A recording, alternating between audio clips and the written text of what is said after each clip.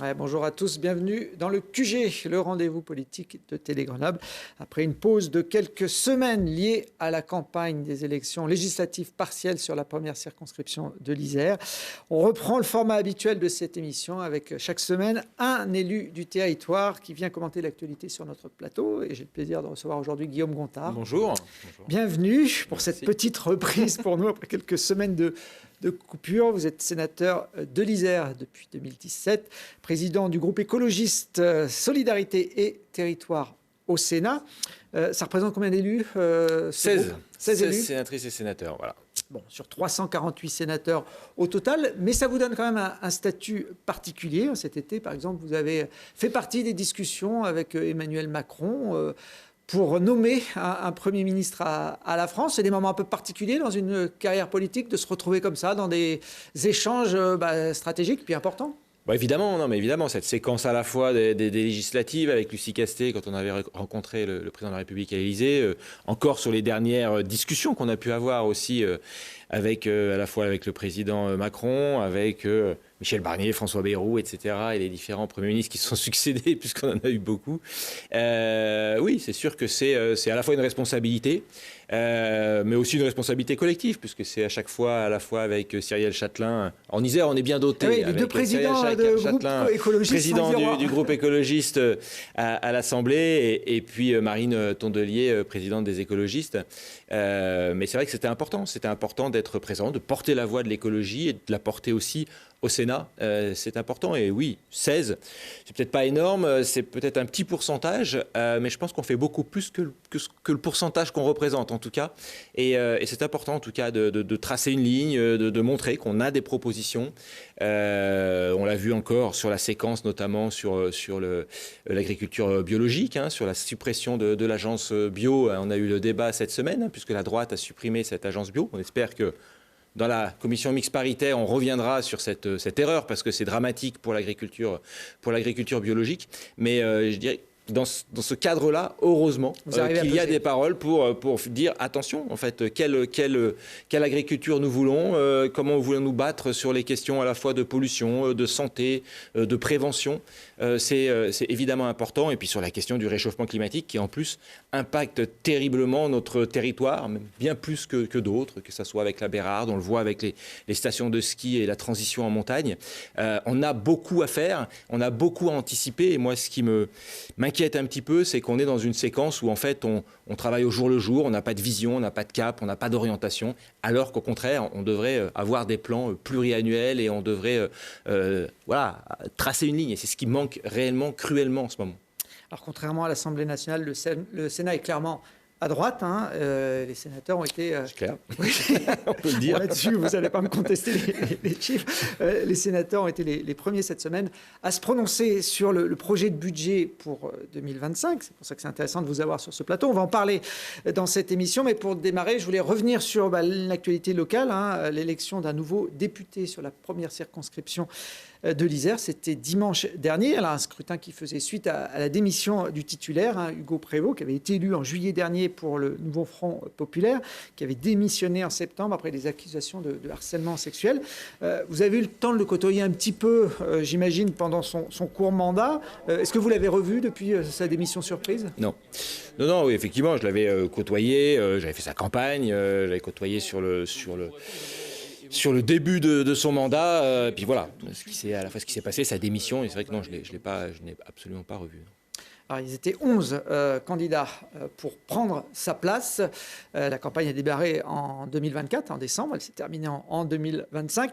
Vous avez soutenu Lies Loufoque, qui était le candidat investi par le Nouveau Front Populaire.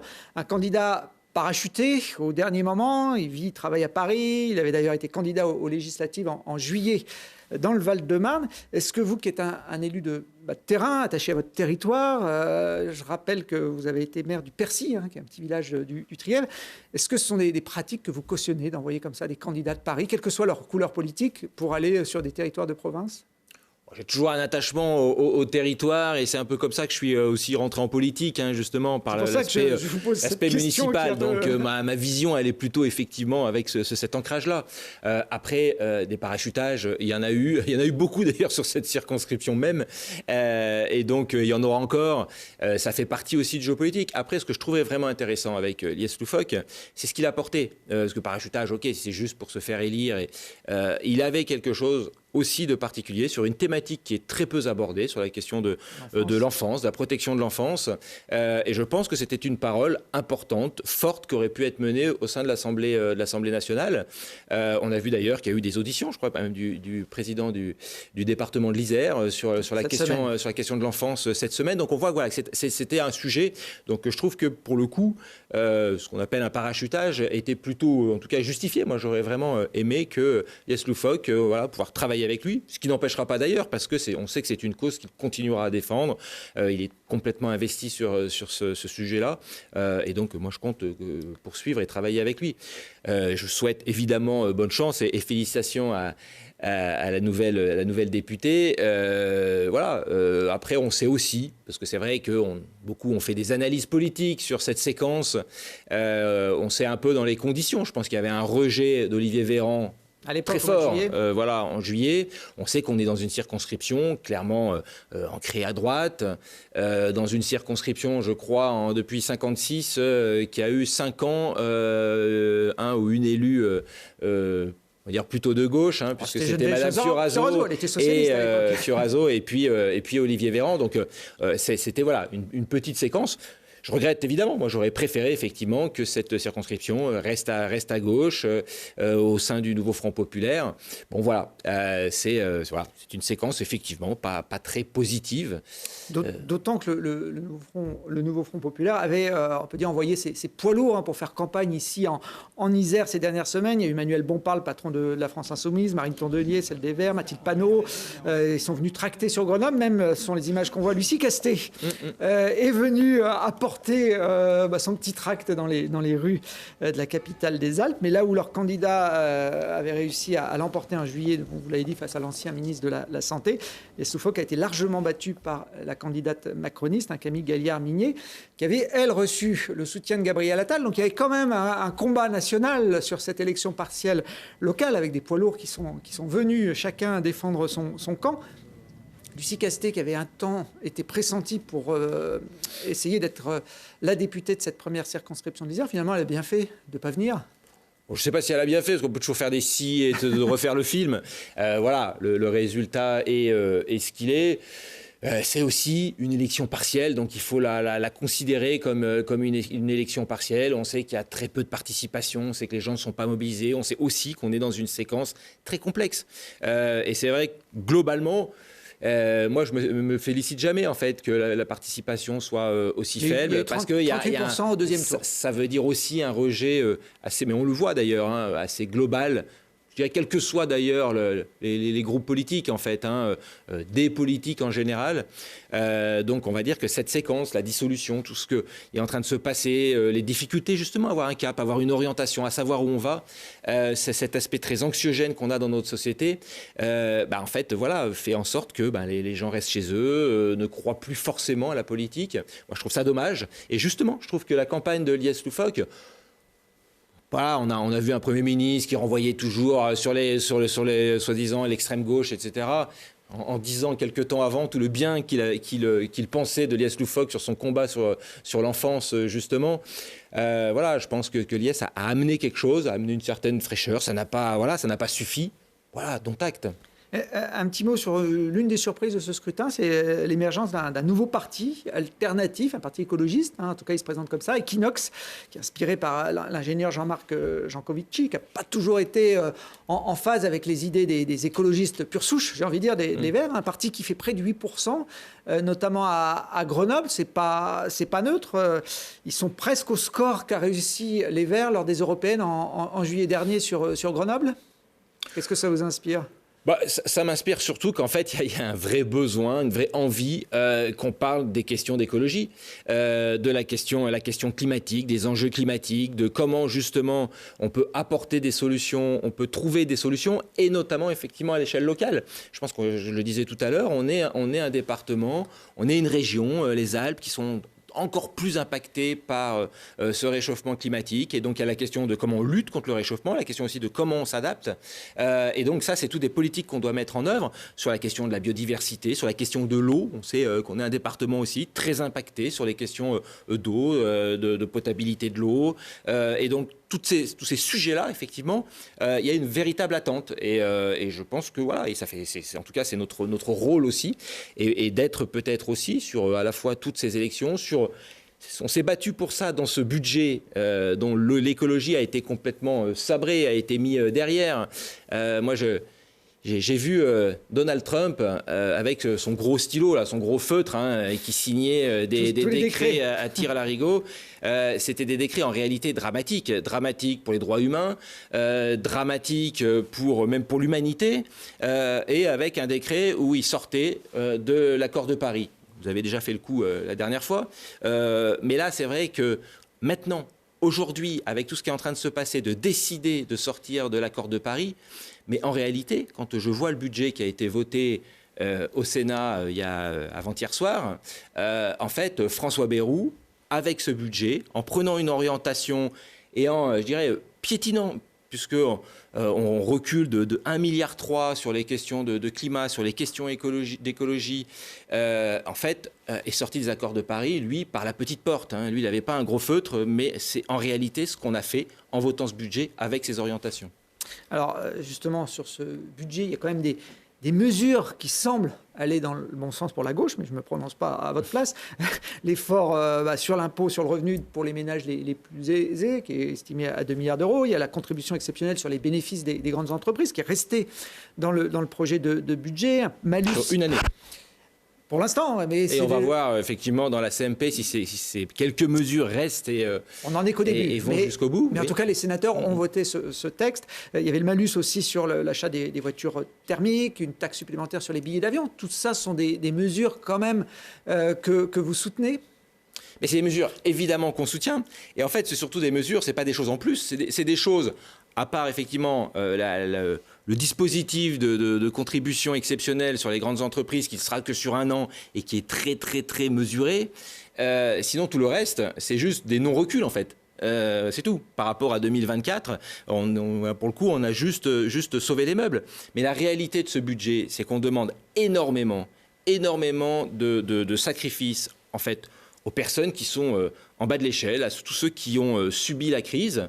Par contre, aujourd'hui, ceux qui ont réellement bénéficié de la crise, je regarde encore, on n'arrête pas de nous dire qu'on est un pays en difficulté financière, etc. La rémunération des actionnaires, sous tout le quinquennat Macron, a augmenté de plus 114%. Plus 114%. Le salaire moyen, lui, globalement, a baissé de 3% pendant cette séquence. Donc si on en est là aujourd'hui, si on a ces discussions sur le budget, si on nous dit c'est difficile, c'est la crise, etc., il faut aussi se dire pourquoi on en est là. On en est là parce qu'on a eu 7 années d'une politique de droite, libérale, et c'est ce bilan-là. Et ça, il faudrait aussi, quand on est responsable, l'acter en responsabilité. Parce qu'on nous renvoie, maintenant on va nous dire que c'est parce qu'il y a la censure que c'est compliqué. Non, c'est compliqué. Parce qu'il y a eu cette dérive totale. On a, donné de l'argent à gogo aux grandes entreprises, sans aucune conditionnalité, mais surtout sans recette en face. Donc on a totalement déséquilibré notre budget et on se retrouve dans la situation dans laquelle on est. On avait d'autres propositions, on a fait des propositions justement. Alors c'était pas révolutionnaire, c'était juste pour rééquilibrer un peu, parce que nous on pense que oui, il y a besoin, dans la période où on a besoin de ressources nouvelles.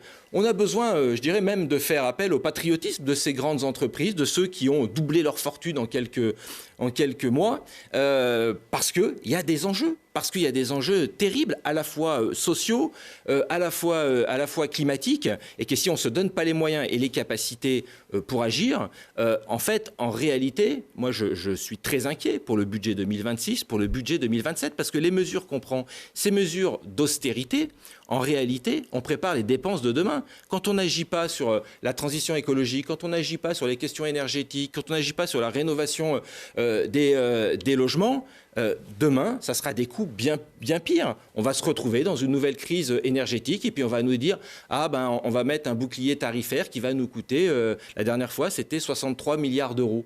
Je pense que si on avait fait le travail, si on avait avancé justement sur les questions de sobriété, sur les questions de rénovation thermique, on n'aurait pas eu à dépenser 63 milliards d'euros de bouclier tarifaire. Voilà, c'est ça qu'on souhaite, une vision à long terme et des réponses qui s'inscrivent dans le temps et dans la durée. Bon, certains de ces milliardaires que vous évoquez avaient même fait l'an dernier, si je me souviens bien, une tribune dans la presse pour réclamer d'être plus taxés. Pourquoi Emmanuel Macron ne les entend pas? C'est quoi sa stratégie selon vous? Mais ce n'est pas que Emmanuel Macron. Cette année, les actionnaires du CAC 40, c'est 100 milliards de dividendes qui se sont distribués. Enfin, voilà, c'est ça aujourd'hui. Et on nous dit non, c'est pas possible, c'est difficile. On n'est pas à dire qu'il faut tout prendre, etc.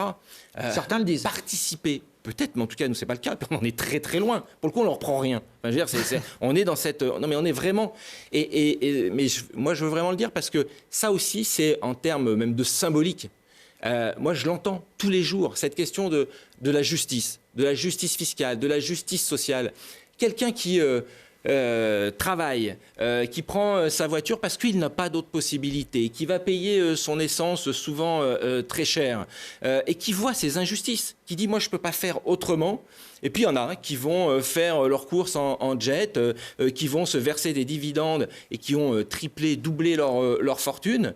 Ce n'est pas acceptable. Et donc, si, politiquement, on n'arrive pas à montrer qu'on est en capacité, justement, de réorienter les choses, juste de mettre un petit peu d'égalité, de participer aussi, parce que ces gens, ces grandes fortunes, ce sont ceux aussi qui créent ce dérèglement climatique, bien plus que le villageois qui va travailler à côté de chez lui, qui va peut-être prendre sa voiture. C'est pas lui qui crée le dérèglement climatique. Et donc, il faut à un moment donné faire pollueur-payeur, faire participer aussi à ceux. Voilà, maintenant, il va falloir aussi qu'on répare notre planète. Et donc, il faut que tout le monde s'y mette. Et en premier lieu, ceux qui en ont les moyens. Donc on ne dit pas autre chose en fait, c'est de remettre un petit peu de justice. Et c'est Emmanuel Macron, mais en réalité c'est qui? C'est Emmanuel Macron, c'est l'ensemble de la droite et de l'extrême droite. Ils sont tous alliés, ils sont tous d'accord pour ne surtout pas toucher aux plus grandes fortunes. C'est en fait la seule chose qui les tient et qui les lie. On est dans cette situation-là aujourd'hui. Et pourquoi, selon vous? Pourquoi ils ne veulent pas les toucher? Parce que c'est leurs intérêts, c'est les propres intérêts. Ils ne veulent surtout pas qu'on puisse toucher au capital, qu'ils ne veulent surtout pas, parce qu'on sait très bien les liens que peut avoir Emmanuel Macron avec les grandes fortunes. On sait très bien également le parti de Marine Le Pen de la même manière. Et donc on a cette espèce de coalition qui se protège alors qu'on est dans une situation... Je donne un exemple, parce que moi, il m'a frappé, et je me suis dit, mais...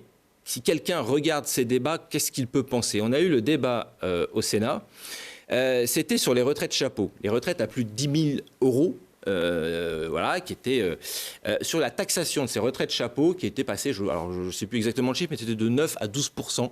C'était quelque chose quand même de très, très léger. Ouais. On a eu, mais alors là, toutes les bancs de la droite, tout le monde s'est offusqué en disant que c'était pas possible, qu'on pouvait pas faire ça, que c'était hors de question.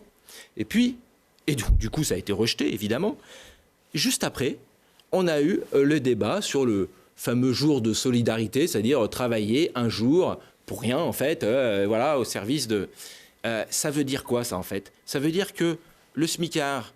On va lui dire, tu vas donner une journée au SMIC, c'est 65 euros. Toi, tu vas donner 65 euros. Mais par contre, ceux qui ont des retraites de plus de 10 000 euros, qui peuvent toucher des actions et des dividendes, ceux-là, on ne va pas les toucher. C'est terrible comme image et dans même de l'incapacité du politique à pouvoir agir sur ces questions-là. Et vraiment cette question de justice. Voilà, c'est tout. Et là-dessus, effectivement, on n'a pas de réponse. Alors ce budget, on a compris que même s'il y a quelques points sur lesquels vous êtes plus ou moins d'accord, vous le rejetez de façon globale, comme une grande partie de la gauche. Jean-Luc Mélenchon a déjà annoncé qu'il déposerait une motion de censure en cas de 49.3. Comment vous le voyez évoluer? On l'a dit, au Sénat, il n'y a pas trop de suspense. Il y a une majorité de droite, il a été validé dans l'État. Il va être rediscuté, je crois, en commission mixte paritaire la semaine prochaine. Et ensuite, on va être dans le même processus que ce qu'on a connu avec Michel Barnier, selon vous?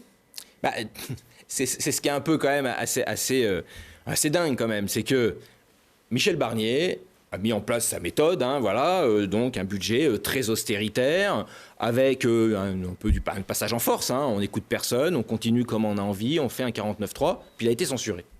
On aurait pu se dire... Peut-être que cette méthode ne fonctionne pas. Peut-être que ce n'est pas tout à fait l'orientation qu'il faut. Parce que s'il a été censuré, c'est qu'il a été censuré par le Parlement, qui a été élu suite aux élections législatives qu'a convoqué Emmanuel Macron. Eh bien, on reprend les mêmes, exactement. 14 ministres étaient dans le précédent gouvernement de Michel Barnier. On repart au même endroit, c'est-à-dire qu'on reprend le même budget, sauf qu'on ne peut pas agir sur les recettes, ça évidemment. On reprend le même budget et donc on poursuit la discussion au Sénat et on nous dit qu'on va aller vers un 49.3. Exactement la même méthode. Pareil, comment on pourrait imaginer qu'il y ait une autre réponse pour le coup que la censure? Mais moi je voudrais avoir un mot sur la censure. Moi je ne veux pas la censure. Enfin, je veux dire, la censure, c'est pour moi un échec. C'est une incapacité, justement, à trouver des compromis, à avoir pu avancer dans le dialogue. On a participé à toutes les discussions, on a fait des propositions sur l'écologie, évidemment. Mais si je prends juste sur l'écologie, on demandait, il nous faudrait, on l'a chiffré, 7 milliards d'euros pour pouvoir répondre, notamment sur les collectivités, pour qu'elles puissent mettre en œuvre un vrai plan de transition, puisqu'on sait que c'est elles, à l'échelle locale, qui peuvent agir. Aujourd'hui, le budget, c'est un recul d'1,3 milliard sur les questions de transition écologique. Ce n'est pas possible. Enfin, ce n'est pas comment on peut, nous, écologistes, accepter un budget de ce type-là. Je ne parle pas de la question sociale. Et puis après, sur les différents arbitrages, les 4000 postes, François Bayrou a annoncé que du coup, il reviendrait sur la suppression de 4000 postes. Heureusement. À la demande du PS, on peut le dire. Avec effectivement à la demande du PS et à notre demande aussi, puisqu'on on est tous à avoir fait cette demande. On avait mené le débat d'ailleurs au Sénat, on était évidemment opposés à ça. Mais ce que j'ai constaté, c'est qu'il y a eu un amendement qui a été voté hier soir ou avant-hier soir au Sénat, qui permettait ce dispositif, qui permettait on va dire, de reventiler les postes, parce que attention, on revenait sur la suppression, mais on allait les chercher ailleurs, donc c'est pas non plus. Mais la droite a voté contre l'amendement du gouvernement qui permettait de mettre en place ces 4000 postes. On va voir comment à la CMP, du coup, tout ça se concrétise, parce que ça veut dire aussi que derrière François Bayrou, en fait, il n'y a pas d'unité. On n'a pas d'unité. Les LR votent à peu près l'inverse de ce qu'il peut dire. On a le camp de Macron qui tire aussi sur un autre côté. Donc, on n'a aucune vision, si ce n'est ce que je disais tout à l'heure. Surtout, on ne touche pas aux plus riches, quoi. Voilà, c'est peut-être leur seul point d'unité. Alors, on devrait tomber, si je vous écoute, sur le même scénario qu'on a connu en décembre. À la différence près, c'est que la stratégie semble diverger un petit peu au sein du nouveau Front populaire. Vous étiez tous unis à l'époque pour voter la censure. Il fallait simplement que le RN bascule avec vous, ce qui avait été le cas pour faire tomber Michel Barnier. Là, le Parti socialiste, pour l'instant, n'est pas forcément sur la même ligne que celle de Jean-Luc Mélenchon, qui, lui, ne fait aucun doute de ses intentions, ou même celle des Verts, qui semble aussi dans l'idée de voter une censure quel que soit le budget qui émanera des discussions. Oui, alors d'abord, c'est vrai que Jean-Luc Mélenchon a toutes les sauces sur la ligne de Jean-Luc Mélenchon. Je rappelle que Jean-Luc Mélenchon n'est pas parlementaire, que voilà, on est dans un débat parlementaire.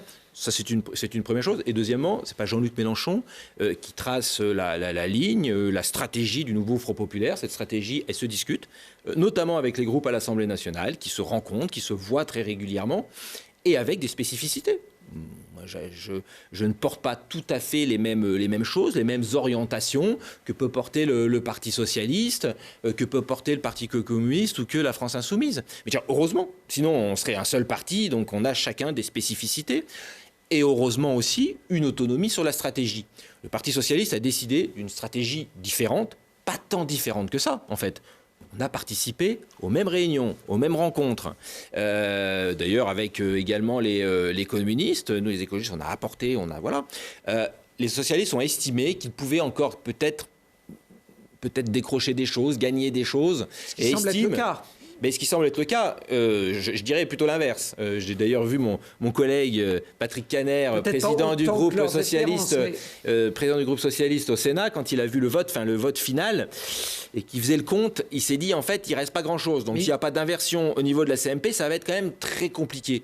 Mais encore une fois, nous écologistes, quand on regarde sur la question à la fois environnementale, sur l'écologie, sur la transition, mais on n'a jamais eu un budget aussi dramatique. Ça n'a jamais existé. Donc ce gouvernement qui avait déjà été condamné pour inaction climatique, là, est en train de sortir des accords de Paris, ce que je disais par la petite porte. Comment des écologistes peuvent valider un budget de ce type-là? Ça nous serait reproché totalement. Mais encore une fois, moi, je ne me satisfais pas et je ne me satisferai jamais de la censure. C'est-à-dire que, pour moi, vraiment, c'est une responsabilité du Premier ministre dans sa méthode. Nous, on est prêts, on est toujours prêts à discuter. Heureusement, d'ailleurs, on a toujours des liens, d'ailleurs, que ce soit avec le ministre de l'économie, que ce soit avec la ministre de la transition. Mais sauf qu'on n'a absolument aucune réponse, aucun bouger, aucune orientation qui permettrait. Pourquoi? Parce qu'il y avait des solutions. Pourquoi? Parce que ce gouvernement a fait le choix, comme le précédent, de travailler sur son aile droite, de travailler avec le Rassemblement national, et que pour l'instant, c'est aussi le Rassemblement national qui va dicter. On va voir d'ailleurs, on le voit très bien, hein, suivant les mesures qui sont prises, on a Marine Le Pen qui va hausser un peu le ton, et puis voilà. Ils ont fait ce choix-là, et en réalité, ils se sont remis dans la seringue du Rassemblement national. Il me semble qu'il y avait une capacité à travailler sur l'aile gauche. Et la responsabilité, en réalité, elle est sur le bloc central, sur le bloc d'Emmanuel Macron et sur Emmanuel Macron. C'était à lui aussi de prendre conscience, à la fois à travers les élections législatives, de se dire c'est peut-être à nous de bouger, c'est peut-être à nous de faire le bilan de notre politique. Est-ce que la politique d'Emmanuel Macron depuis 7 ans est satisfaisante? Il me semble que là, si on n'était pas dans ce marasme économique, voilà, enfin, je veux dire, la réponse, elle est claire. Donc quand ça ne marche pas, quand ça ne fonctionne pas, il faut changer. Vous dites que le gouvernement a fait le choix de discuter plutôt avec son aile droite qu'avec son aile gauche, mais est-ce que à gauche, tout le monde avait vraiment envie de discuter avec le gouvernement? Quand on regarde les positions de la France insoumise, on a l'impression que dès le début, de toute façon, ils ferment la porte à une discussion ou un semblant de collaboration, ce qui n'est peut-être pas le cas chez les Verts ou chez les socialistes, bien sûr. Je dis, chacun a sa stratégie et il n'y a pas de... Voilà. En tout cas, on est assez... cohérent sur le programme et sur ce qu'on porte. Il me semble d'ailleurs que la France insoumise avait dit qu'il ne participerait pas à quelconque gouvernement, mais ça ne voulait pas dire qu'il y ait une censure. Et donc c'est évidemment dans ce cadre-là aussi qu'il faut qu'on discute. Si le camp d'Emmanuel Macron décidait aussi de jouer la carte de la non-censure, s'il avait fait quand même des propositions que nous avions fait avec les socialistes, de dire on a une règle simple, n'utilisons pas le 49.3. Faisons confiance, dans la période dans laquelle on est, au Parlement. Le Parlement, c'est la représentation nationale. Faisons confiance au Parlement. Mais ça veut dire accepter, du coup, que le Parlement, par exemple, ne soit pas d'accord avec la réforme des retraites et revienne sur la réforme des retraites. C'était un pari assez honnête. Hein. C'était juste de dire, le président de la République a décidé de rebattre les cartes, a décidé une élection législative. Voilà, c'est fait. Et bien maintenant, on a un Parlement. Laissons-le travailler, donnons-lui la main. Et ne jouons pas comme ça avec le 49.3. François Bayrou a refusé du coup d'aller dans cette orientation-là, et le président de la République, de la même manière, a refusé de se dire est-ce qu'on ne pourrait pas trouver une coalition de stabilité, parce qu'on sait qu'on a besoin effectivement de stabilité, et surtout de se mettre d'accord sur quelques orientations, sur quelques axes. Est-ce que quelqu'un peut me dire aujourd'hui quelle est l'orientation, quelle est la priorité de ce gouvernement, sur quoi on va aller, à part sur l'armée, où le budget de l'armée a été quelque peu augmenté. Et pour vous dire, on s'est abstenu sur ce budget parce que je pense qu'il y a effectivement une nécessité d'avoir des montants importants dans la période actuelle sur notre armement. Et l'autre aspect, c'est la sécurité. Mais ça dit quoi? Ça dit c'est très anxiogène ce qu'on envoie à notre société sur l'orientation. Mais quelles sont les autres priorités? Il me semblait que la priorité, c'était le logement. On a sucré tous les budgets pour le logement, que ce soit sur le logement social, que ce soit soit sur la rénovation thermique. On aurait pu se dire que la priorité, justement, c'était l'adaptation des territoires, justement, par rapport au réchauffement climatique. On est en train de sucrer toutes les aides qui vont dans cette... Donc, ce qui manque, c'est un cap. Et je pense qu'on aurait pu se mettre d'accord, globalement, sur un bloc central de gauche, sur quelques aspects. Je pense sur la question, effectivement, de la transition écologique et sur la question de la justice sociale. J'aurais dit de la justice sociale, de la justice fiscale. Quand on voit ce que demandent les Françaises et les Français, c'est quelque chose qui arrive qui fait l'unanimité. Quasi 80% des gens disent on a besoin de ça. Voilà, je pense que là-dessus, on peut se mettre d'accord. Ce bloc central de gauche, il a quand même été évoqué aussi par les macronistes. C'était le PS, les Verts, sans la France insoumise, pour essayer de trouver une stabilité, une majorité avec le centre droit. Oui, mais alors qu'on me dise, bien sûr qu'on peut l'évoquer, quel est le bouger ? Est-ce qu'il y a eu un semblant de bouger sur leur politique ? Est-ce qu'il y a eu une remise en question de se dire, si... on veut justement travailler différemment, ça veut dire qu'il faut qu'on soit en capacité de changer, qu'on soit en capacité aussi de faire le bilan. Quand je vois par exemple la question de la réforme des retraites, faire le bilan, de se dire cette réforme, elle est rejetée toujours par plus de 80% des Français, 90% des Françaises et des Français, elle n'a jamais été votée à l'Assemblée nationale. Donc on a un problème démocratique. Et donc, François Bayrou, elle va être discutée avec les partenaires sociaux. Elle va être discutée avec les partenaires sociaux. On ne sait toujours pas réellement s'il y aura un texte qui sera présenté à l'Assemblée nationale et quel texte, quel périmètre. Je me souviens dans les discussions, j'avais posé la question à François Bayrou qui n'était pas encore Premier ministre, mais qui était pressenti. Je lui avais dit si, au terme des discussions, on arrive justement à un arrêt de cette réforme, une abrogation de cette réforme des retraites. Du coup, est-ce que ça sera posé ? Est-ce qu'on ira jusqu'au bout ? Il dit non, pas l'abrogation. Donc, on sait très bien où tout ça va mener parce qu'il n'y a pas cette volonté, à un moment donné, de dire oui, il va falloir qu'on bouge, il va falloir qu'on réoriente, tout simplement parce qu'il y a eu une élection législative et que les Françaises et les Français ont donné un certain nombre d'orientations. Dans l'hypothèse où le gouvernement de François Bayrou soit censuré dans les prochaines semaines, voire dans les prochains mois, il y aura un nouveau gouvernement qui aura la même marge de manœuvre que celui de François Bayrou, c'est-à-dire quasiment aucune, et on n'aura pas beaucoup avancé non plus. Mais en réalité, on n'avancera pas tant qu'on continuera dans une orientation qui ne marche pas. Enfin, je veux dire, comment on peut imaginer, ou alors, ce serait peut-être irresponsable et que ça serait une censure comme ça pour s'amuser. Je le pense réellement pas. Réellement pas, parce que quand on nous fait sur la question de la responsabilité, je pense qu'on est en capacité et qu'on sait être responsable. Mais cette question de la censure sur le gouvernement de Michel Barnier, je le redis, il faut juste poser des questions. Pourquoi Michel Barnier a été censuré ? On a les mêmes. D'ailleurs, je faisais souvent la différence. On ne sait plus si c'est François Barnier ou Michel Bayrou. Enfin voilà. Donc on est dans cette situation-là. Moi, j'attends. Alors j'espère encore. On peut encore espérer, même si je suis pas complètement totalement naïf. Je sais ce qu'on peut faire et ce qu'on peut pas faire dans une commission mixte paritaire, où c'est. J'explique aussi où c'est 7 députés et 7 sénateurs qui se retrouvent et qui discutent sur les bases de ce qui a été voté à la fois à l'Assemblée nationale et au Sénat sur le budget. On peut bouger des choses, mais on peut pas tout bouger. Donc je dirais que c'est déjà trop tard. C'est déjà trop tard. Et ça aurait dû être, et chacun aurait dû prendre sa responsabilité au moment des discussions du Parlement. Et encore une fois, faire confiance au Parlement. Et c'est pour ça aussi, je pense que derrière tout ça, il y a une vraie question démocratique. Et que c'est pour ça aussi que nous, écologistes, on propose aussi de retravailler, de réfléchir. Alors à la fois de réfléchir peut-être aussi sur une constituante, mais d'abord aussi, il me semble qu'il y a une question sur la proportionnelle qu'il va falloir mettre sur la table pour qu'on ait une représentation politique plus large et surtout qui nous amène aussi à travailler différemment. Parce que si on le met en amont, si on a une proportionnelle et qu'on réfléchit en amont, ça veut dire qu'on est obligé de travailler sur des accords en amont. Ça veut dire qu'on sait que personne n'aura la majorité tout seul. Et donc ça, c'est important, comme, je dirais, tous les autres pays européens, puisqu'on est les seuls encore à fonctionner de cette manière-là. Et donc nous, par exemple, notre groupe, on aura dans notre niche parlementaire le 30 janvier, un débat justement sur le sujet de la proportionnelle. Non, François Bayrou était plutôt favorable avant qu'il soit Premier ministre. On verra, c'est le but justement voilà. On verra s'il se contredit ou pas.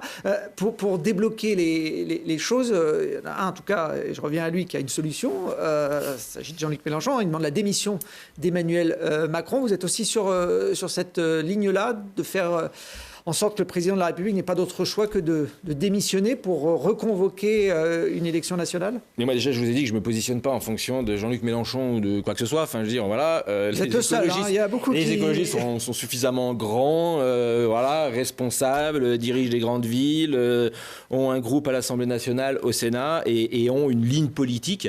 Et cette ligne politique, elle est aussi basée quand même sur le respect de nos institutions. Et que il y a un président de la République qui a été élu sur 5 ans. Je respecte ça. La responsabilité de la démission, c'est la sienne.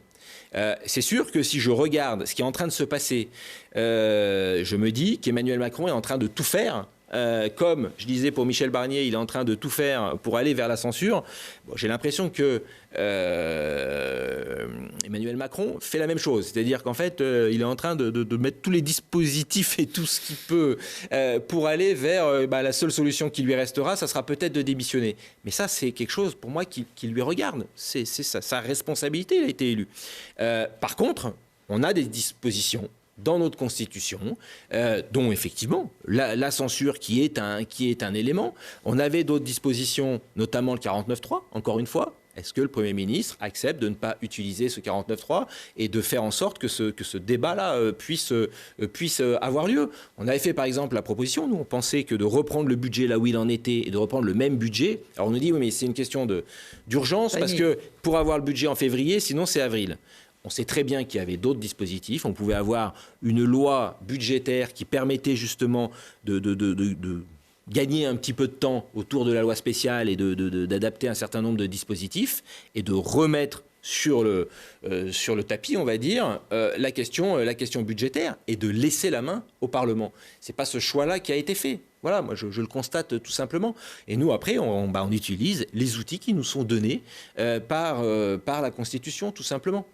Bon, alors si l'émission d'Emmanuel Macron n'est pas encore forcément d'actualité, son rôle en tant que président de la République, il est affaibli au niveau national, au niveau européen, au niveau international. Vous évoquiez tout à l'heure l'arrivée de Donald Trump au pouvoir aux États-Unis. Il ne va pas hésiter, Donald Trump, à profiter, on l'a déjà vu, des faiblesses de certains États, et notamment en Europe. Vous évoquiez vos craintes pour l'écologie, notamment, les accords de Paris. Je crois qu'il a voulu sortir, enfin il est sorti, ou il a annoncé la sortie de l'OMS aussi, l'Organisation mondiale de la santé. Il y a le Groenland, le canal de Panama. Enfin, il y a beaucoup de déclarations en quelques jours à l'arrivée de Donald Trump. Vous lui apportez du crédit, ou ça fait partie du personnage d'aller raconter un peu n'importe quoi sur des sujets où finalement il ne pourra pas mettre en œuvre ce qu'il c'est ce que je disais, je veux dire, si c'était juste l'image d'un président avec sa cravate rouge et son gros stylo et qui fait, voilà, ça pourrait nous faire sourire.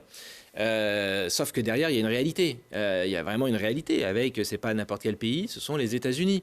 Alors, on sait qu'il y a l'affichage et il y a la réalité des choses. Donc, heureusement que toutes ces choses-là vont être atténuées. Mais rien que le message de dire on peut sortir de l'OMS, on peut sortir des accords de Paris, c'est complètement, je sais pas, on vit pas dans le même monde. En tout cas, c'est même criminel, totalement criminel d'avoir ce type d'orientation-là. Et qu'on ne soit pas en capacité, à la fois nous, en tant que pays aussi important, à réagir et à montrer justement une autre voie, oui, moi ça me désole. Et au niveau européen, parce que c'est vrai qu'on va se retrouver quand même en étau entre la Chine, les États-Unis, qui eux n'hésitent pas à fermer leurs frontières, à bloquer leurs frontières, pour le coup, pas forcément dans la bonne orientation, hein, parce que c'est pas pour lutter contre le réchauffement climatique, c'est pas pour avoir des conditions sociales meilleures. Non, c'est l'inverse. Si l'Europe n'est pas en capacité, et pour moi, c'est aujourd'hui, c'est maintenant, c'est-à-dire que soit l'Europe est en capacité de répondre et en capacité d'agir, sinon pour moi, je suis très inquiet pour l'avenir de l'Europe. Et la capacité à agir, c'est capacité aussi à répondre économiquement à ce que va faire Donald Trump, à ce que fait la Chine. On ne peut pas accepter d'avoir des produits qui rentrent sur notre territoire avec des conditions sociales, écologiques qui soient catastrophiques et qui viennent faire concurrence à notre production. Voilà, on ne peut pas accepter le dumping qui est fait, qu'il soit social ou écologique sur notre territoire. On vit actuellement sur l'industrie française et sur la chimie ici dans notre territoire, avec Pontlé, Jarry, avec la fermeture de Vancorex et d'Arkema et les licenciements sur Arkema, c'est exactement ça. Enfin, c'est qu'on laisse des entreprises, une sorte d'association de malfaiteurs, faire ce qu'ils veulent, et on laisse au niveau international, entrer des produits à la fois de moindre qualité. Et puis on regarde ça, les bras ballants. Moi, je pense que c'est pas possible. Là aussi, on a besoin d'une action, on a besoin d'une orientation. On a demandé à rencontrer Michel Barnier. Ouais, je fais toujours François Bayrou. Il l'est plus. François Bayrou en urgence, parce que avec Cyrielle Châtelain, avec Christophe Ferrari, avec Marie-Noëlle Battistel, avec Camille Gaillard-Millet aussi, on a rencontré le cabinet du ministre de l'Industrie au sujet notamment de la chimie et de Vancorex. C'était une réunion scandaleuse. En gros, on nous dit, on va faire un plan social, on va s'en occuper, et puis on va travailler sur la dépollution. Mais non, c'est pas ça. Ils n'ont pas compris. Ils n'ont pas compris que l'action de Vancorex, ce qui se faisait sur la plateforme chimique, ça avait un impact national, ça avait un impact stratégique sur la question de l'armement, sur la question de la santé, puisqu'il y a la question de l'eau aussi, puisque c'est des produits aussi pour le traitement de l'eau, pour le spatial, puisque c'est le carburant d'Ariane. Et donc, on ne serait plus en capacité de produire ces produits hautement stratégiques sur notre territoire, et on va aller les importer. Alors pour l'instant ça peut être d'Italie ou d'Allemagne, puis après ça sera peut-être de beaucoup plus loin, et c'est déjà le cas d'ailleurs avec la Chine. Ce n'est pas acceptable, on ne peut pas accepter cette orientation-là. Là encore une fois, il y a des solutions. On est dans le cas, on a des éléments dans notre constitution, dans nos lois, notamment la nationalisation temporaire. Pourquoi on ne l'utilise pas ? Non seulement le gouvernement ne veut pas l'utiliser, mais surtout ne travaille même pas sur cette question. On a demandé ça. Si le gouvernement arrivait en nous disant « Non, mais la nationalisation temporaire, ça coûte tant, c'est pas possible, etc. » On n'a même pas ce travail qui a été réalisé. Donc nous, on demande vraiment à se bouger très fortement sur cette question-là, sur cette question de la chimie, parce que c'est une catastrophe. C'est une catastrophe à la fois sociale, environnementale, stratégique, de sécurité, qui est invraisemblable. Et quand on sait que ça peut aller jusqu'à 5 000, 6 000, voire plus emplois qui sont concernés en cascade par ces fermetures, voilà. Moi, ce qu'on demande, c'est de l'action et qu'on arrête avec les paroles. Maintenant, il faut agir. Et la nationalisation temporaire sur le sujet Vancorex me semble indispensable aujourd'hui. Vous évoquiez une sorte d'unanimité, quel que soit le bord politique, des élus locaux, notamment des parlementaires. Ils sont tous sur cette ligne, même à droite, de nationaliser pour sauver... Moi, je ne suis pas le porte-parole de l'ensemble des groupes politiques. Non, mais vous m'avez dit que vous échangez avec eux. Donc En tout cas, moi, tous ceux, et à chaque fois, on est vraiment sur un sujet, pour moi, de national, enfin, je veux dire, de défense nationale. Donc, j'espère, oui, effectivement, que tous les parlementaires, quel que soit le bord, et je pense que c'est le cas et je n'ai aucun doute, sont là, se battent et en font une priorité. Pour moi, c'est évident. Vraiment, ce qui est en train de se passer là, et en plus, moi je pense qu'il faut avoir ça en tête aussi. Si on arrivait à une non-réponse de l'État sur ce sujet-là, ça serait dramatique aussi pour notre démocratie, pour la capacité que peuvent avoir les politiques à agir. Si on n'arrive pas à dire « stop », ce n'est pas possible. Ce n'est pas quelques entreprises qui vont faire dans leur coin et qui vont dévaster tout un territoire, qui vont remettre en cause notre stratégie nationale. Si la nation n'est pas en capacité d'agir, il ne faudra pas s'étonner ensuite qu'on ait un parti qui joue sur le populisme, qui arrive en tête des élections. Donc il y a aussi cet enjeu-là. Donc c'est vrai que moi, j'en appelle vraiment, mais alors sincèrement, et c'est pour ça que prêt à travailler avec tout le monde pour avancer sur cette question, pour inverser les choses, pour peser, et on peut le faire. C'est le but de la nationalisation temporaire, qui permet de gagner du temps, qui permet de poser les choses et qui permet de réfléchir un peu plus à moyen et à long terme. C'est le crédit de l'action et de la parole politique qui est en jeu. Ça me paraît indispensable. En tout cas, je pense que si on fait de la politique, c'est pour ça. Ceux qui sont contre ce processus de nationalisation vont vous dire que c'est de l'argent public qu'on va mettre coûte que coûte pour maintenir une activité qui a peut-être plus de réalité économique là où elle se passe. Écoutez, on attend des chiffres de l'État pour savoir qu'est-ce que pourrait coûter. Ce que j'ai entendu, c'est que, globalement, une nationalisation temporaire pourrait coûter de l'ordre de 200 millions d'euros. On a eu des chiffres aussi, puisque ce que je disais sur l'armement, les produits qui sont réalisés avec Vancorex et les entreprises qui tournent autour. Alors, je ne suis pas un technicien, mais on en a besoin pour des missiles, les missiles qu'utilise l'armée française. Du coup, dans le projet, s'il y a l'abandon de Vancorex, il va falloir revoir tout ce processus. Et donc, on sait qu'il va falloir refaire des essais, parce que ça ne sera pas le même type de carburant, enfin de produit. Il va falloir refaire ces essais, c'est une obligation, donc faire des essais de tir de missiles. Au bout du compte, c'est quasi, on approche le milliard pour refaire des essais, pour remettre au point quelque chose. Donc à un moment donné, il faut regarder les choses, il faut mettre les choses à plat. On demande aussi à l'État, si on arrête Vancorex, si on arrête la plateforme chimique de Pont-de-Clé, la dépollution, combien ça coûte? Combien ça va coûter la dépollution? On sait aussi qu'on ne refera pas après coup une zone chimique comme elle a été faite. Peut-être pour d'ailleurs de bonnes raisons, mais on ne le refera pas. Et donc on a besoin plutôt de travailler sur cette base-là et de ne pas faire... J'ai pu vivre en direct quasi sur la question du paracétamol. On se battait, c'était déjà en 2009 quand le paracétamol a été arrêté à Roussillon pour dire est-ce que c'est vraiment sérieux? Est-ce qu'on va se couper de la production de paracétamol en France? On nous disait vous inquiétez pas, tout va bien se passer, etc. Et puis je me souviens avoir été avec Jean Castex à l'époque Premier ministre pour mettre la première pierre à Roussillon sur la remise en place d'unités de paracétamol après Covid. Combien ça a coûté? Combien ça a coûté comme argent public? Donc ça aussi, quand on parle de budget, quand on parle de dépenses qui ne servent à rien, plutôt que d'aller chercher sur quelques fonctionnaires, etc., il y aurait peut-être à réfléchir sur la stratégie globale de ce que fait la France et des orientations, et encore une fois, voir sur du long terme. Alors l'enjeu n'est pas le même, mais on est un peu dans un cas de figure similaire avec un milieu économique qui en appelle à l'argent public, aux collectivités, à l'État pour essayer de sauver son outil. C'est pas très loin de Vancorex, c'est la station de l'Alpe du Grand Seur, qui est sur un territoire que vous connaissez bien, en Matésine. C'est une station que les élus du territoire avaient décidé de fermer en septembre dernier, fermeture définitive, puis qui lui ont redonné une saison de sursis suite à une forme de pression notamment des socio-professionnels. Qu'est-ce que vous pensez de cette situation? Est-ce que vous soutenez le combat de ceux qui veulent coûte que la station de l'Alpe du Grand Seur continue d'exister dans les années à venir? En fait, le sujet, la question ne se pose pas comme ça. Moi, je suis un skieur. Je skie depuis que j'ai 2 ans et demi. J'adore ça. Vous skiez à l'Alpe du Grand Seur, j'imagine aussi, et j'espère pouvoir évidemment encore skier. Mais pour skier, il faut de la neige. C'est un peu un principe de base. Et qu'on est dans, effectivement, réchauffement climatique. Je ne dis pas qu'il n'y aura pas plus de neige. On le sait déjà.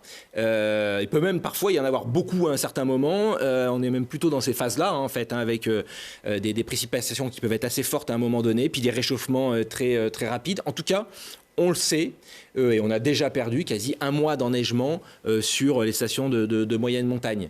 Il suffit de regarder les études, de regarder les scientifiques qui le disent tous, qui l'expliquent tous, et qu'on voit en direct. Parce que qu'est-ce qui se passe derrière l'Alpe du Grand Seur, Grèce-en-Vercors, on a toutes des stations de Chartreuse également. Qu'est-ce qui se passe? C'est qu'on arrive à des collectivités qui, à un moment donné, sont obligés de financer sur l'argent public le fonctionnement de ces stations de ski, parce que ça coûte trop cher, et donc se retrouver à choisir entre des projets communaux ou intercommunaux ou financer la station de ski. Donc on voit que c'est quelque chose qui ne fonctionne plus. Quand à Grèce-en-Vercors, on doit choisir entre dire est-ce qu'on va réaménager l'école pour nos enfants et pour ceux qui habitent ici, ou réinjecter encore quelques 100 000 euros ou plus dans la station. Et c'est louable. Moi, je comprends tous ceux qui ont participé à la création de ces stations de ski. C'est quelque chose voilà, c'est à la fois une histoire, c'est souvent du patrimoine aussi. Voilà, il y a quelque chose d'émotionnel, il y a quelque chose, on est attaché à ça. Moi, je suis profondément attaché aux stations de ski. Et soit on se voile la face, soit on dit on continue, puis on va remettre de l'argent pour sauter une année, puis une année de plus, etc. Soit on regarde les choses et on se dit, voilà, on sait la trajectoire, on sait qu'il y a un certain nombre de stations, oui, ça va être très compliqué, donc il faut peut-être les réorienter sur d'autres dispositifs. Et puis se dire aussi que des territoires peuvent vivre aussi d'autres choses. de l'artisanat, de l'agriculture, aussi d'autres entreprises. Et donc c'est comment on oriente et comment on met les moyens justement. Ça demande de l'ingénierie, ça demande des moyens supplémentaires. On a un projet qui est plutôt intéressant et qui se développe sur l'Alpe du Grand Serre justement pour essayer d'avoir à la fois un tourisme, on va dire, 4 saisons, mais aussi être moins dépendant de remontées qui coûtent cher, parce qu'on sait que c'est ça aussi qui coûte cher quand on a des grosses remontées pour la mise aux normes, etc. Et de voir comment on peut réorienter ça, comment on peut avoir une offre touristique aussi plus globale. Je pense qu'il y a aussi d'avoir une vision. Moi, je pense à l'échelle départementale, ça me paraît important. On est un département qui a beaucoup de stations de ski, qui se retrouve dans cette situation-là. Si on n'a pas une visibilité globale et de se dire, tiens, qu'est-ce qu'on fait là, où est-ce qu'on peut être complémentaire, etc., je pense qu'on n'y arrivera pas. Mais encore une fois, pour ça, il faut une ambition. Il faut une ambition politique. Il faut des moyens. Oui, il faut des moyens financiers, évidemment, mais des moyens financiers encore, si on ne les met pas là, ça va coûter très cher dans quelques temps. Et ce que je constate, tout simplement, un exemple, il a fallu qu'on se batte, mais vraiment à plusieurs, et là pareil, différents groupes politiques pour remettre en place le FNADT, qui est le Fonds national d'aide au développement des territoires, et notamment qui est quasi le seul financement qui va sur les territoires de montagne pour adapter justement, pour travailler sur la transition. Le gouvernement voulait sucrer tout simplement et arrêter. On s'est battu pour gagner 15 millions sur ça a été voté, j'ai un amendement qui a été voté dans ce sens-là, mais on voit bien que c'est pas suffisant. Et on voit bien l'orientation et l'absence de vision qu'on peut avoir. Et moi, je tire mon chapeau quand même à tous ces élus qui se battent dans leur commune face à ces problématiques-là qui sont très très complexes, parfois avec des tensions très fortes entre les gens. Je pense qu'on a besoin de les épauler, de les accompagner et de leur permettre d'avancer et surtout de leur donner de la visibilité. Vous évoquiez la station de Gresse-en-Vercors à l'instant. Qu'est-ce que vous pensez de l'arrêté municipal qui a été pris cette semaine par le maire pour obliger la neige à tomber avant le 31 janvier et pouvoir faire les vacances de février? Moi, cet arrêté de Jean-Marc Bello, le maire de Gresse-en-Vercors... Il faut prendre au second degré, au minimum. Évidemment, mais je trouve que... Je lui ai envoyé un petit message pour lui dire, pour le féliciter, en fait, parce que je trouve que ça dit tout, en fait. Ça dit tout. Je veux dire, on en est là. On en est à dire... pourvu qu'il neige. Et sinon, oui, ça va être très compliqué. Et donc, oui, c'est une boutade. Oui, évidemment que son arrêté, à moins qu'il ait du pouvoir, on va voir, mais pour l'instant, ça n'a pas très de fonctionner. Il est sur une période assez longue, donc on va voir comment ça se met en place. Il a pris un peu de marge. Mais derrière la boutade, il y a quand même ça, quoi. C'est-à-dire, on est dépendant du climat, on est dépendant de ces chutes de neige. Alors on le voit bien d'ailleurs maintenant aujourd'hui, canon à neige ou pas canon à neige, on est dépendant de ça. Et donc si on ne s'adapte pas et si on ne permet pas à un territoire de pouvoir vivre justement pour pouvoir skier quand il y a de la neige, je pense que c'est parfois comme ça qu'il faut raisonner, on va passer à côté de beaucoup de choses, quoi. Et ça risque d'être dramatique pour un certain nombre de territoires. Moi, j'y crois pas. Moi, je pense qu'il y a des vraies solutions, notamment un village comme Gresse-en-Vercors qui a plein de capacités. Moi, je l'ai vu pendant la période Covid. Gresse-en-Vercors, le parking, il était plein. Parce que c'est aussi une terre de randonnée à ski, qu'on peut construire d'autres choses. Encore une fois, moi je pense qu'il faut être humble. Moi j'ai pas de solution miracle, c'est compliqué, mais justement parce que c'est compliqué, ça veut dire qu'il faut de l'intelligence, ça veut dire qu'il faut du collectif, et ça veut dire que il faut de l'accompagnement, et ça manque cruellement. Alors on va changer de sujet. Vous évoquiez tout à l'heure les mesures radicales prises par Donald Trump pour renvoyer les immigrés des États-Unis sur les pays d'origine. En fin d'année, vous avez transformé votre permanence parlementaire ici, à Grenoble, en annexe de la préfecture pour recevoir les demandeurs d'asile. C'était quoi l'objectif de cette action? Alors déjà, ce n'est pas pour recevoir que les demandeurs d'asile. C'est qu'on a un problème vraiment, je dirais, chronique et vraiment terrible avec le fonctionnement de la préfecture. Alors, préfecture de l'Isère, mais je pense que c'est assez global quand j'en discute avec mes collègues. Tout simplement, il n'y a plus d'accès physique à la préfecture. Une difficulté, puisque quelqu'un qui veut faire son renouvellement de carte de séjour, mais c'est le cas d'étudiants. Moi, j'ai eu des étudiants dans ma permanence qui veulent, tout simplement pour leurs études. J'ai vu le président de l'UGA qui me dit qu'ils ont quelqu'un à temps plein pour accompagner justement ces étudiants parce que toutes ces problématiques-là, pour les régler. Des personnes qui arrivent dans ma permanence, tout simplement, qui travaillaient normalement, qui travaillent, qui ont un contrat de travail. Et puis, en fait, comme ils ne peuvent pas faire le renouvellement de leur carte de séjour, parce qu'il faut s'inscrire sur un site, que ce site, en fait, il ouvre à 0 heure, et puis dans les 5 minutes, toutes les places sont prises, et donc il n'y a plus de possibilité. Ils sortent du délai qui leur est imparti. Ils n'ont plus du coup de papier. Donc, leur employeur normal ne veut plus les employer, enfin en tout cas sont dans l'incapacité, et ils se retrouvent dans des situations dramatiques, à la fois pour l'employeur, à la fois pour les entreprises, parce que je peux dire que les entreprises montent aussi au créneau, et puis pour tous ces gens-là, et qui se retrouvent dans des situations particulièrement angoissantes, quand on se retrouve sans papier, quand on ne sait plus ce qu'on doit faire. Et donc ça, c'est particulièrement... Et ce que j'ai constaté, c'est que tous ces gens qui venaient me voir, on essaye de traiter ces dossiers, on essaye de les transmettre à la préfecture, on arrive à avoir quelques résultats, c'est-à-dire qu'on débloque des choses parce qu'on arrive à voir. Je me dis c'est pas normal que dans un état de droit, tout le monde devrait avoir justement les mêmes droits et ne devrait pas être obligé de passer à travers son parlementaire, voilà. Et donc moi j'en rappelle encore à Madame la préfète qu'il faut vraiment qu'on se penche sur cette question-là. Alors je suis particulièrement inquiet parce que je vois le décret qui vient d'être signé par Bruno Retailleau, qui est une totale catastrophe, qui je ne sais pas s'il connaît un petit peu ce qui se passe et qui durcit en fait la circulaire, notamment la circulaire Valls, et qui fait qu'en fait, qui a donné la consigne à l'ensemble des préfets de ne plus prolonger de séjour, qui durcit les capacités à avoir des papiers. Mais c'est particulièrement dramatique. Je pense qu'on va avoir très prochainement de vrais problèmes dans tous les secteurs, à la fois économiques, mais même aussi à l'hôpital, etc. Parce que on a un certain nombre quand même de gens qui sont étrangers, qui ont une carte de séjour, qui travaillent dans tous les secteurs dont on peut avoir besoin. Et c'est à ceux-là à qui on va taper dessus, à qui qu'on est en train d'emmerder, je dirais, parce que c'est vraiment le mot. C'est pas acceptable, c'est pas possible. Et donc, voilà, on est dans cette orientation-là. C'est ça aussi, le gouvernement de François Bayrou. C'est Bruno Retailleau comme ministre de l'Intérieur et c'est Gérald Darmanin comme ministre de la Justice. Bruno Retailleau qui a remis en cause l'état de droit, Gérald Darmanin qui contestait les décisions des juges, notamment sur le procès de Marine Le Pen. Voilà où on en est aujourd'hui en France. Je pensais que vous alliez citer Manuel Valls. J'aurais pu citer Manuel Valls, mais en fait, il y en aurait tellement à citer sur cette dérive ultra-droitière de ce gouvernement, mais de l'ensemble, et qui, moi, me fait peur, en tout cas, parce qu'il y a une espèce de banalisation. L'étranger devient le bouc émissaire total. Ça devient totalement assumé par un certain nombre de politiques.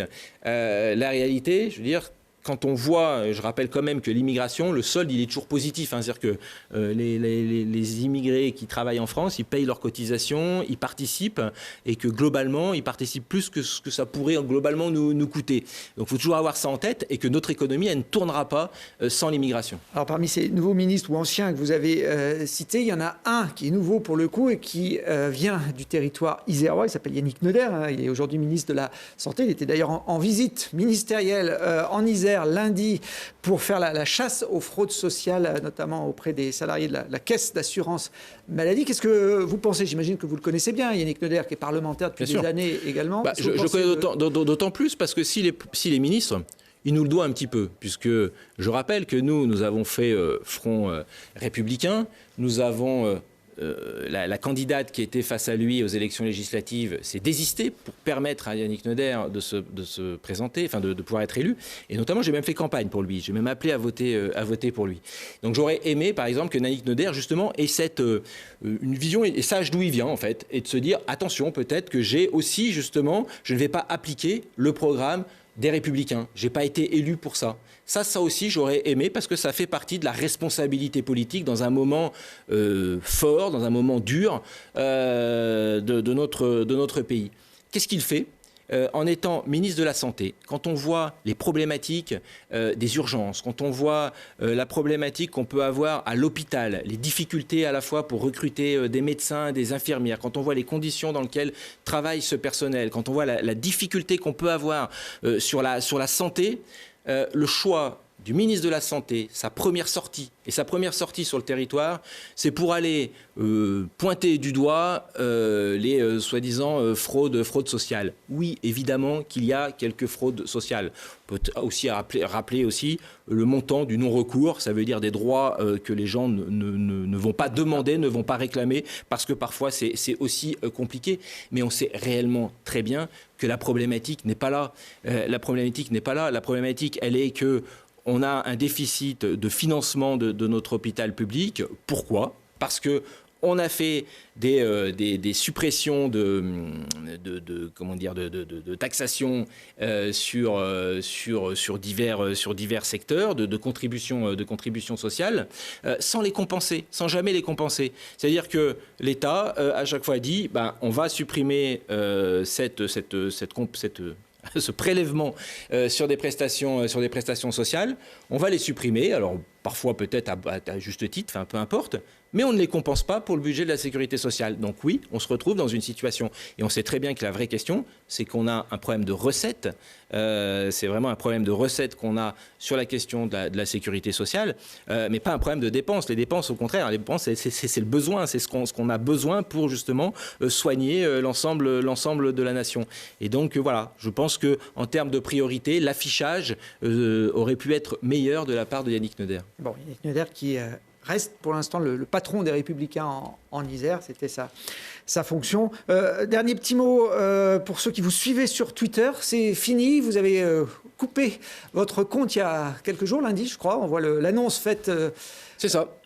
Oui, c'est assez logique. Alors après, c'est assez logique quand on voit à la fois ce qui est devenu Twitter. Moi j'étais assez effaré, je veux dire, à la fois de propos haineux, racistes, xénophobes, sexistes, etc. Propos même d'Elon Musk sur Twitter qui véhicule cette réorientation totale qui est faite de ce réseau social. Elon Musk quand même, qui nous fait un salut fasciste, pour moi clairement assumé. Je suis même assez étonné que beaucoup de gens essayent de dire que non, il a envoyé des cœurs, etc. Enfin bon, voilà, c'est quand même ça. Donc pour moi, oui, il n'y a pas photo. Je veux dire, je ne peux pas cautionner ce type de réseau social et cette orientation-là. Par contre, je sais, évidemment, tout le monde est dit, mais il ne faut pas aller sur Facebook, il ne faut pas aller sur... etc. Oui. On a fait un rapport au Sénat sur TikTok de la même manière avec l'influence chinoise. Donc on a un vrai sujet sur la question des réseaux sociaux. Il y a un truc très bien, c'est la question de la liberté d'expression, de l'échange. Mais on a aussi des règles en termes de respect. On a des règles. Le racisme, par exemple, est un délit. Je le rappelle quand même souvent. Et en voilà, France, pas partout. Oui, mais voilà. Et donc du coup, on doit faire respecter,